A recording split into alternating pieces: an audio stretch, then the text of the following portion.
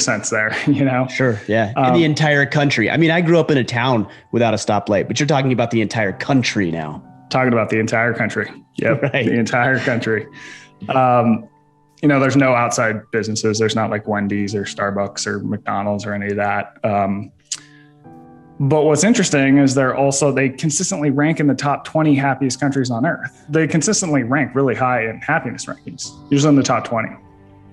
And part of the reason for this, they think there's a lot of stuff going on, but is that they are a lot more aware of their own mortality. So in Bhutan, people are told to think about their death every day, anywhere from 1 to 3 times. There's these reminders that you're going to die across the country. So things like their cultural art and things like dances center around death. There's all these little clay pyramids that are mixed with clay and ashes of the dead that are like everywhere. Really? Right? Yeah. And when I say everywhere, I mean, they're in every windowsill, like they are along roadsides. They're just everywhere. So it's this constant reminder. And, you know, when I was there, I met with a lot of different people sort of thinking about this, but I met with this guy who's really high up in the Buddhist faith. And he lives like basically in a shack next to this monastery. And me and my driver, you have to hire a driver there.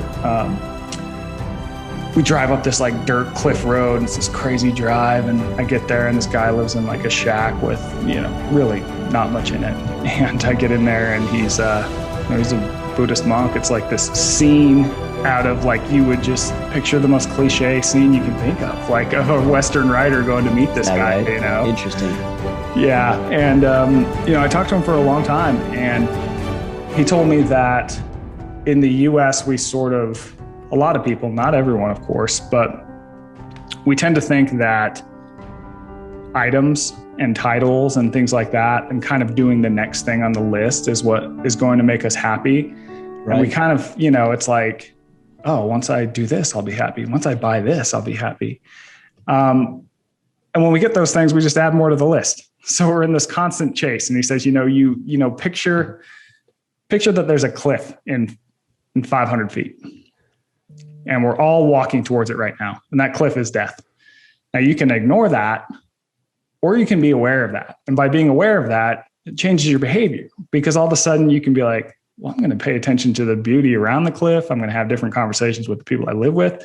So by sort of being aware of, you know, your death, it changes people's behavior for the better. And what's really interesting is there is studies in the US that have backed this up, where they will, you know, have people think about death and another group think about something else. And the people